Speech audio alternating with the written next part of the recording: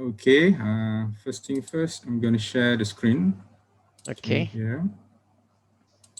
Yes, Share the the screen. feet are beautiful because they're carrying a beautiful message. Okay, What's the after that, I'm message? going live. That despite Now- Jerusalem's All right. Okay. destruction, you can hear the video? As Can. I can king, hear and the video. Can you hear the video, the God sound? You can himself see is the going to video? one day return Yes. to this Okay, city, we're gonna live take up now. his throne, and Facebook. bring peace.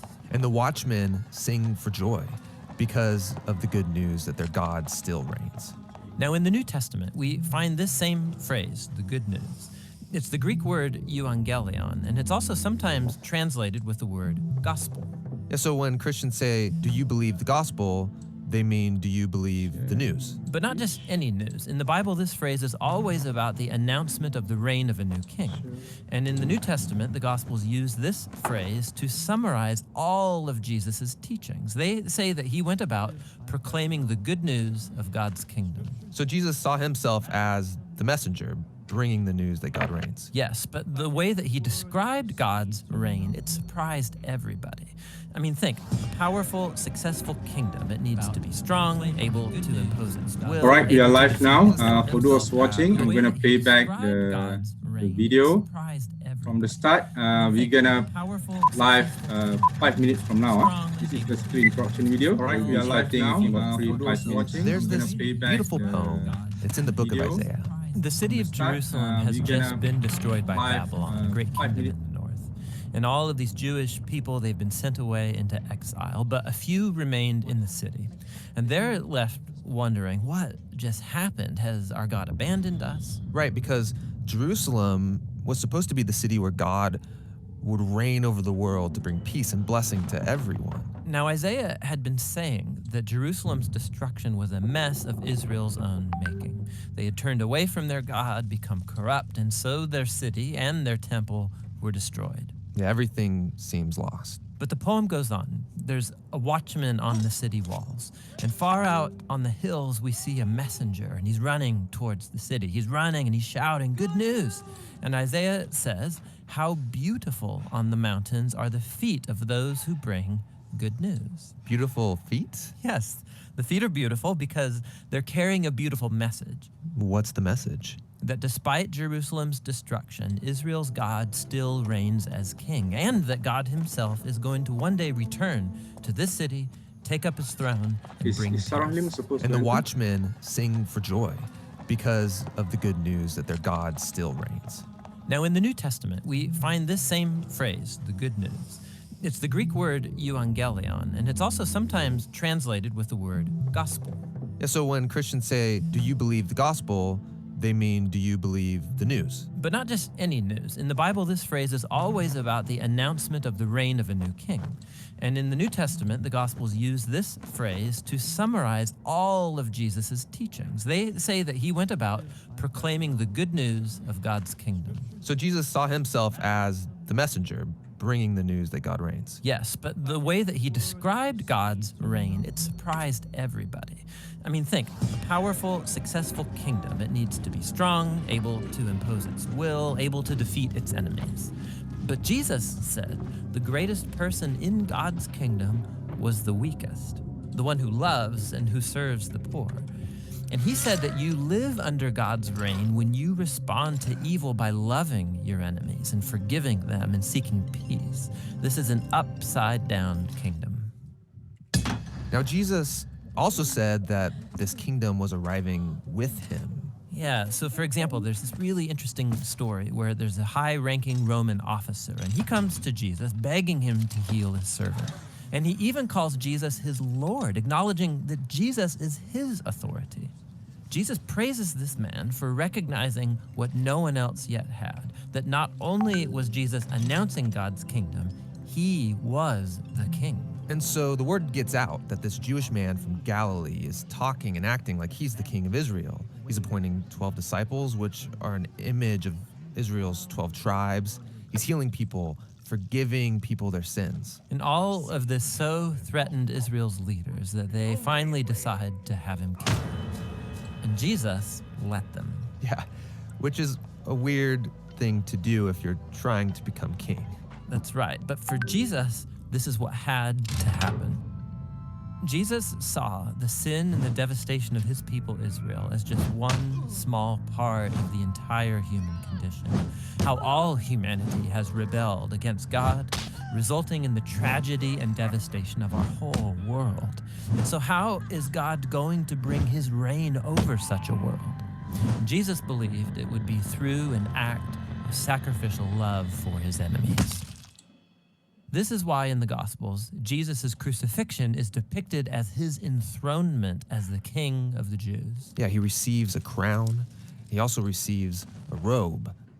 He's exalted up, not onto a throne, but onto the cross. How beautiful are the feet that bring good news. And the good news now is that Jesus has defeated death and that he reigns as king, that he's dealt with our sin and corruption himself, and that he's conquered it with his life and with his love. And then Jesus sends his followers to go out and keep announcing this good news of the upside-down kingdom. And to invite everyone to give their allegiance to him, the king who defeated death with his love. Thanks for watching.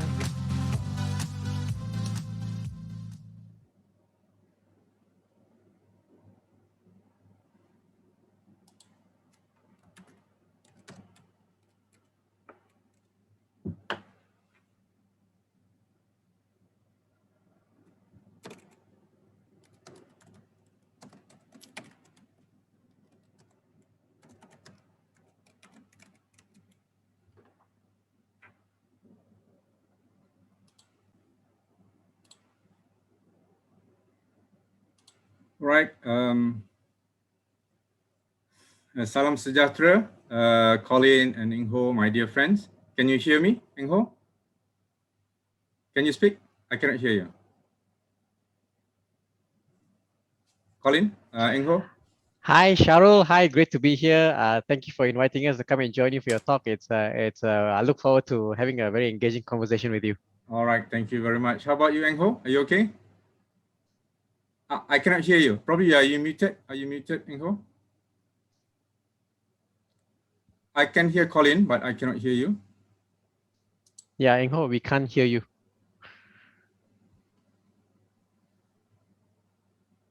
There is Janet and Sarah Lim. Who are they? They try to enter. Are you sharing this thing with anyone? ENG HOE, we cannot hear you. You hear me now? Yes. Yes. Now you can hear me. Now we can hear This you. thing is the problem. Okay.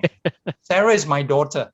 Oh, okay. Oh, Sarah, because they tried to get in. I'm supposed it's only 3 of us. Is that okay? And Sarah and Janet, they try. I mean, they can watch over those. I give you the link in our WhatsApp group.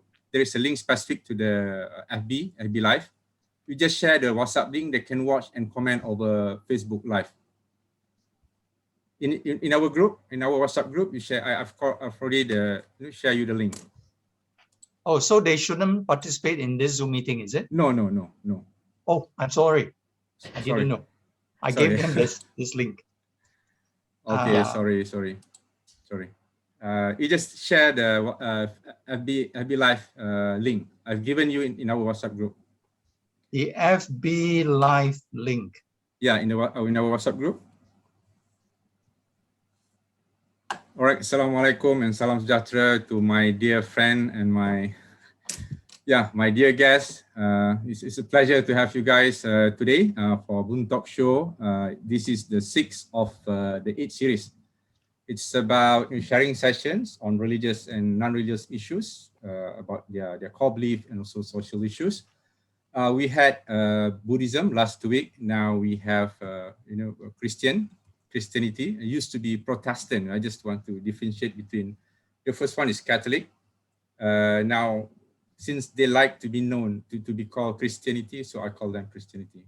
Is that okay, Colin? Yes, all good. All right, thank you so much. Thank you. Those who are watching, thank you for watching. You guys can start commenting on on the FB Live. You can start asking questions. My style of talk show is very fluid. You can.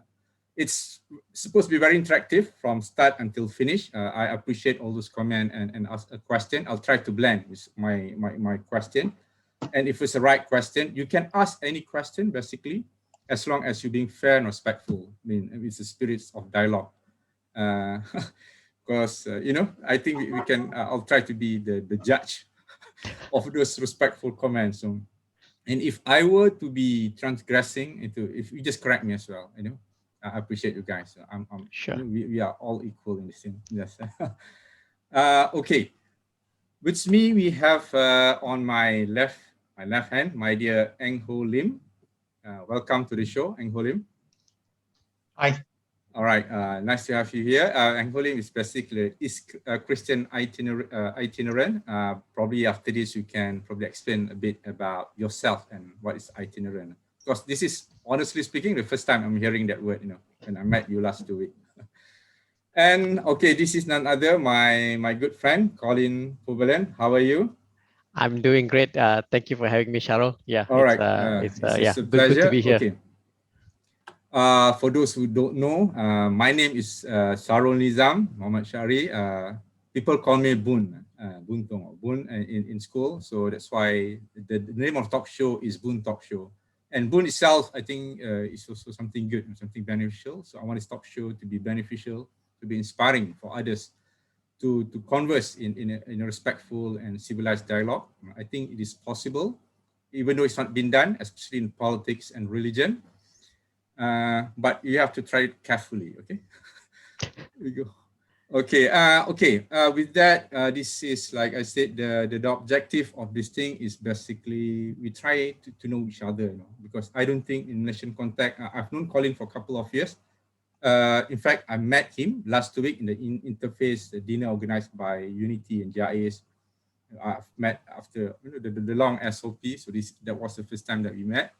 Yes, so I just want to bring that conversation, the intimacy, the friendship that we have from that, meeting over into this daily life conversation, this kind of conversation. And I'm doing it live and open because I want to inspire other people that we are able to engage respectfully, even though we have this obvious different kind of thing. So that's the thing why I'm doing, like talking to COLIN or ENG HOE, I don't think there's no problem. I can call him anytime. We can speak on anything. But to others, probably that is, something alien to them. So this is probably one of the reasons. Okay, I don't want to go much about that. Okay, I'm just want to share for those who are first time watching. I'm planning probably this is a 6th series of the World sharing session from our first one, specifically World Interfaith Harmony week show in February. So after you see from my left hand side, you can see this is now this Christian on the 8th of May. Now next week we're gonna have humanism. For those who don't know what is humanism is, basically humanism is atheism. The other words for this one is MASH. The member of MASH, basically Malaysian Atheist Secular Humanism. So we're gonna have conversation with them and how their worldviews and how that affects social issues. And of course, last year is 5th June. Is basically we have Islam. I'm gonna have Brother Shakirit, we're gonna Dr. Syed Hussein, and also Lim Joy Soon. So those for watching, please come. At least that's a chance. At least we can share from Islam point of view and how we see this thing. We're just inviting you. If you don't want, then that's okay. For those watching, thank you for watching. Sorry, it's a bit long introduction. Okay, in the future, like I said, I'm going to do, I call it Boon Inspiring Insan or Individual. It's basically, I'm going to call, it was over 60-minute leaders, those who are doing good work, inspiring work. I'm going to have this on probably one weekly or fortnightly basis. I'm also going to CIMB weekly reflection show. That's basically CIMB stands for China India Bersatu reflection show. I'm going to play a video. Each one of us is going to pick up a video. So basically, the Chinese will be, I think, Eddie, if you know him, Eddie, and I think the Indian will be Arun. We're going to discuss it tomorrow, and Melayu will be me. Despite our differences, I think we can talk and comment on current issues from our different lenses. Okay. So that's his probably mine stuff. Probably going to talk about religion as well. And the last one is basically Boon Speaker's Corner. So Boon Speaker's Corner is not for the faint-hearted, It's for those who are not really die hard, no?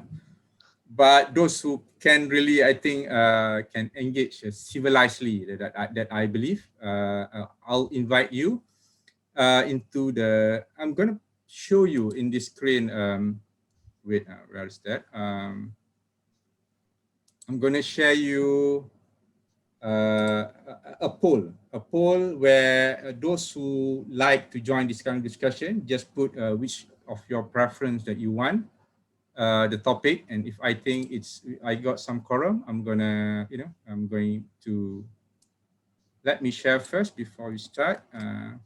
Okay, you can vote in the poll. There we go. Okay, I think we're quite good. Okay, with that, sorry for the long introduction. I've already pasted in the FB Live, so you can click the link and answer if you're interested to join the discussion, put your contact. Okay, with that, probably I can go with the young guy first. Colin, probably you can introduce a little bit about yourself. Over to you. Okay, well, thank you, thank you, Sahrol. Well, I'm Colin. I actually grew up in a Christian home, but I think at the age of somewhere around 17 or so, I actually left the faith. I left church altogether. And what happened is that I thought, okay, no, there's probably no God, and none of that actually matters. Let me go and do work and make business, and then let me feel that after I've grown rich, then only I'll go and find God, if he ever exists lah. But I think to me, one day what happened was that when I was actually lying down on bed and contemplating suicide, I think that was when actually God actually reached out to me, and then he let himself know, okay, I'm here. That's a whole other story altogether. But just to keep it short, ever since that time, I told God, and I said, whatever you want me to be, I'll be, and whichever path you want me to take, I'll take. Because I know God existed. I know there is a God. I know. Okay, he's in control of pretty much everything. I just needed to find the right spot. And then one day somebody came and spoke to me about why Jesus or Isa had to come and die for me. And then I actually decided to accept, and I actually moved on. And ever since then, it's been a very interesting adventure for the past, I don't know, I guess 16, 17 years. With me and God and the things that he has taken me through. A lot of it actually requires me to trust him. And so how I actually came to meet you, Sahrol, was that I actually decided to join an interfaith dinner with Unity and CPHM. And so I actually decided, okay, hey, there is a huge need to actually bring the various races as well as faith together to actually sit down and have conversation. I think that's so important. And so through that dinner, we've actually made so many different connections and so many different friends and friendships that has been built along the way. And so I hope to continue to have these conversations, at the very least, sit down conversations where we can actually build friendship as well as to understand the other person, where they're coming from, their heart, their background, as well as to for that person to know me as well. So thank you for doing this. So that's just a little bit about myself. So I pass it over back to you. Thank you, Colin. Okay, first thing first, if you're not familiar with my talk show, if you've not watched before, mine is very santai. We can talk BM or English, or you can interject, you want to say something, just interject. We want to add on to that thing, that's okay. And Colin, thank you for that very, very inspiring story of yours, very, very personal of that thing. Probably I want to know more about that thing. Sure. I want to go to definitely my dear friend ENG HOE first. No, I've never met him in person. It's just that Colin brought him here. So I just Zoom to discuss on the flow of the discussion. So I know him last week over Zoom. And we talked almost 2 hours. Luckily, I have to break my fast. Otherwise, I keep on talking until, I don't know, until night. But yeah, over to you, Eng Ho. Probably you can introduce yourself better to the audience. Hi, everybody. I'm Eng Ho. My surname is Lim. I'm a Malaysian Chinese. Okay, I don't come from a Christian family actually. I come from a traditional Chinese kind of family. But at the age of 16, someone shared the gospel from the Bible with me, and it spoke to my heart. And he said that from the Bible, God has been waiting for you. He's been waiting for you for a long time to return to Him. Now that statement really intrigued me. God has been waiting for me. Yeah. So he told me why this world is in a mess, basically, and it's because we have separated from God, and that we need to return to God. So that was how I first encountered Jesus Christ, and I prayed and asked Him to come into my life, and that's how it all started. That was in 1974. So we're talking about, wow, I don't know how many years ago is that. I'm now 63 years old. Yeah, and so over the years, I went to study law. I practiced law for 10 years here in KL. I studied law in England. I came back, practiced law. But in 1994, I quit my law practice after 10 years. And since then, I've been traveling and teaching in many nations. Sometimes almost every month, I am in a different nation.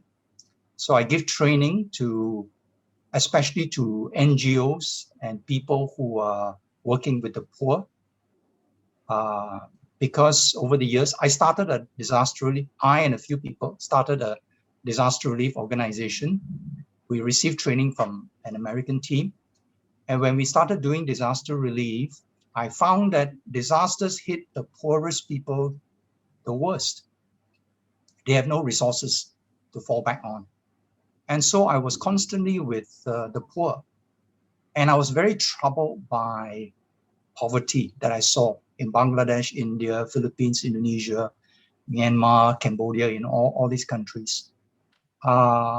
So from just doing relief work, I went into trying to understand what is poverty. And I found that actually poverty is an external thing that comes from a mindset of poverty, a poverty mentality.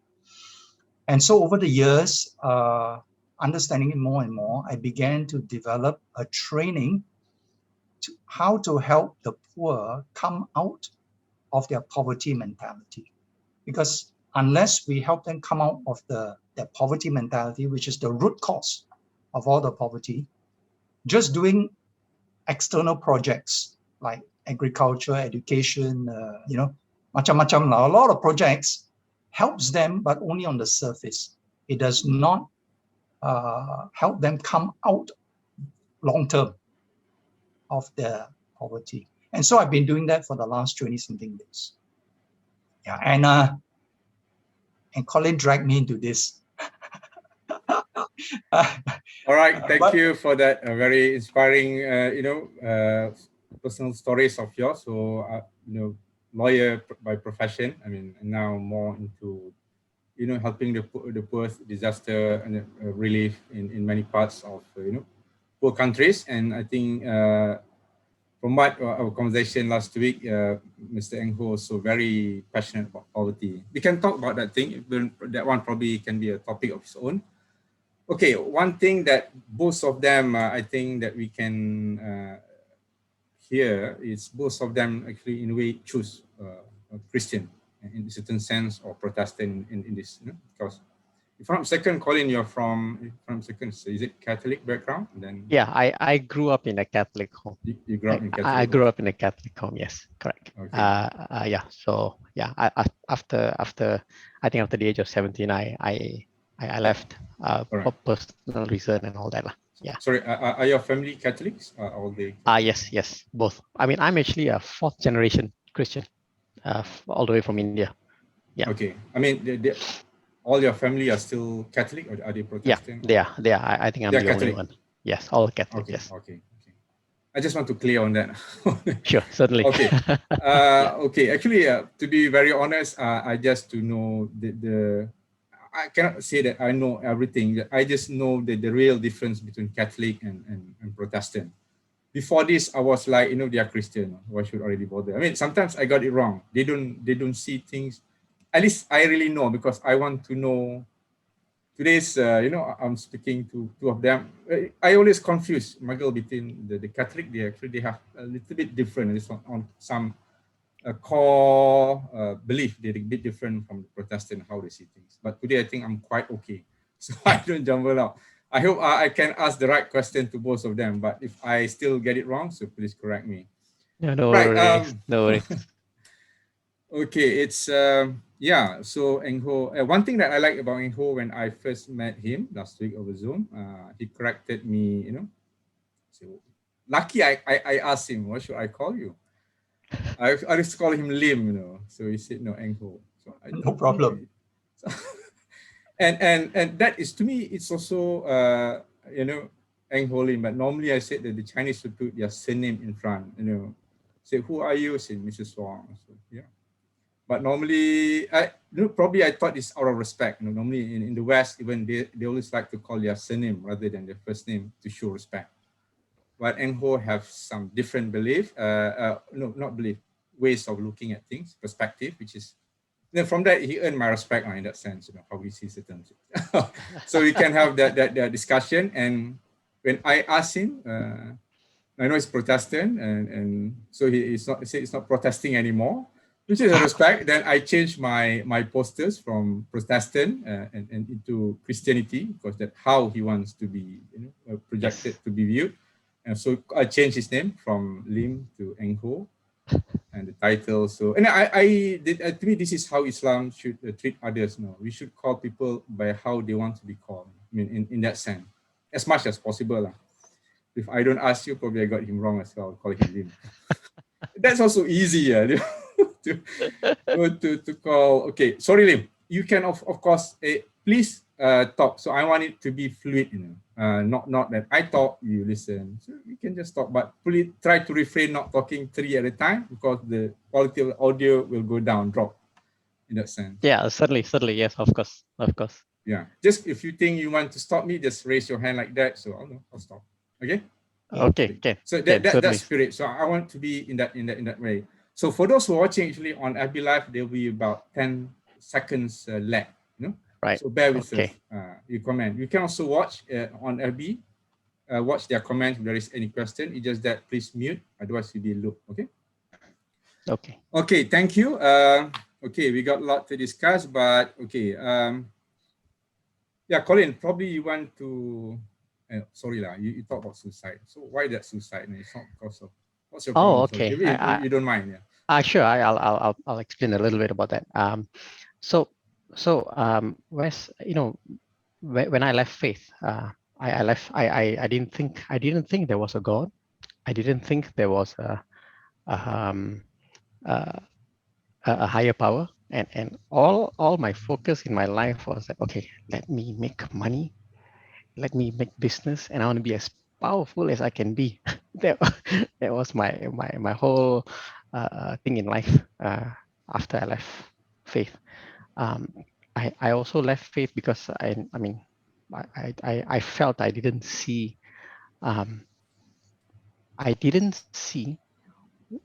what was preached.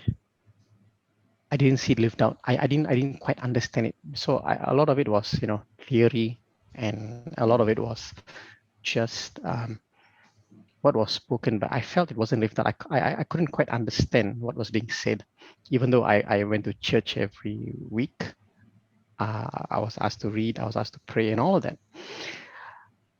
So 1 year after I finished high school, I was an exchange student to Australia for a year.